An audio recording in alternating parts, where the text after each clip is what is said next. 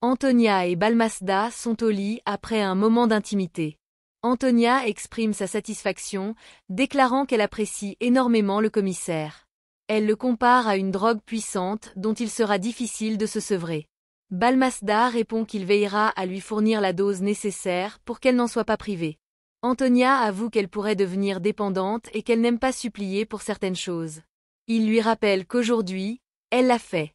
Elle l'avertit que cela ne sera pas toujours le cas. La scène suivante met en vedette Ricardo et Alejandro. Ricardo discute avec Alejandro de ses difficultés avec Patricia. Il confie avoir désiré sa femme plus que tout, mais qu'après une expérience avec une autre femme, il a ressenti un regain de passion pour Patricia. Cependant, cela n'a pas fonctionné. Alejandro explique que c'est normal après une relation avec une autre personne. Ricardo nie que ce soit la cause, affirmant que l'autre femme lui a procuré une sensation intense rappelant l'adolescence, mais que Patricia reste la femme de sa vie. Il souffre de ne pas pouvoir être intime avec elle. Alejandro lui conseille que désirer une femme trop intensément peut créer des attentes élevées qui tuent la passion. Dans la troisième scène, retour au lit avec Antonia. Balmacda souligne les risques qu'ils prennent en étant ensemble. Antonia admet qu'elle prend aussi des risques et que cela la rend vulnérable, ce qu'elle déteste. Balmacda comprend comment elle a pu se retrouver avec tous et précise qu'ils parlent dans un contexte intime. Antonia reconnaît que cela faisait longtemps qu'elle n'avait pas ressenti cela et le trouve spécial. Il lui retourne le compliment, malgré ce que disent les gens. Balmacda lui demande si elle est une mauvaise personne. Il la pousse à jurer qu'elle n'a jamais abusé du pouvoir de Nicomie de Dale, ajoutant que ses enquêtes mènent toujours à deux femmes, elle et Gabriela Suarez. On lui aurait dit que le destin du village est lié à Gabriela et Antonia. Dans la quatrième scène, Ricardo et Alejandro se séparent. Alejandro conseille à Ricardo d'être patient et l'encourage. Mais Ricardo craint de devenir fou s'il ne trouve pas de solution à son problème. Ils se quittent.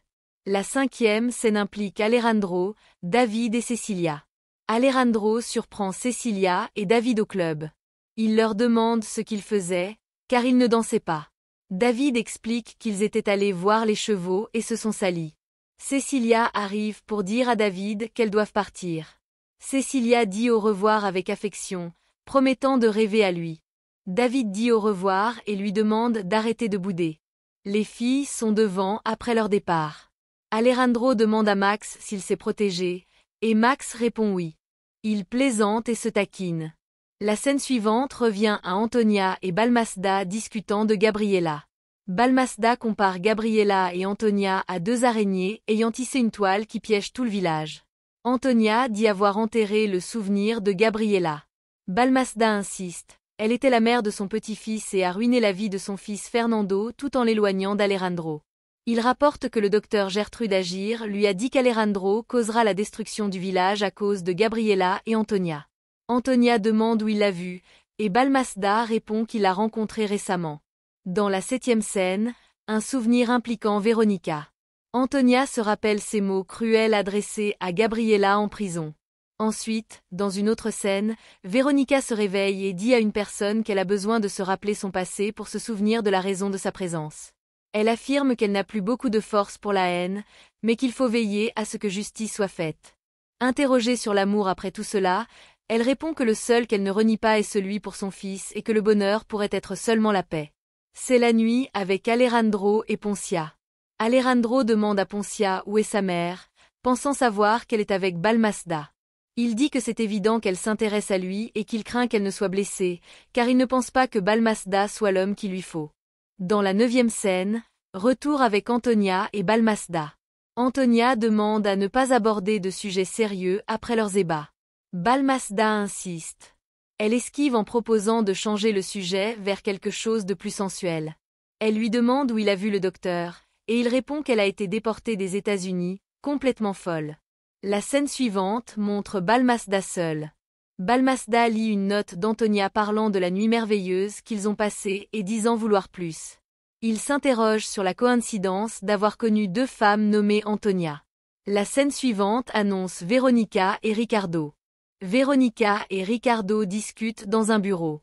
Ricardo l'appelle madame, et elle s'étonne. Il plaisante en disant qu'il veut se montrer poli avec la propriétaire du journal. Elle lui demande pourquoi il la traite ainsi, et il avoue qu'il veut lui parler d'un sujet délicat, un article sur sa famille. Il lui dit que sa famille a été éclaboussée par des scandales et qu'il souhaite que le journal soit prudent. Véronica répond qu'elle ne fait pas de favoritisme et que si c'est une information vraie et d'intérêt public, elle la publiera. Ricardo insiste sur l'impact que cela pourrait avoir, notamment pour Alejandro. Véronica réplique qu'Alejandro est un adulte et qu'il peut faire face.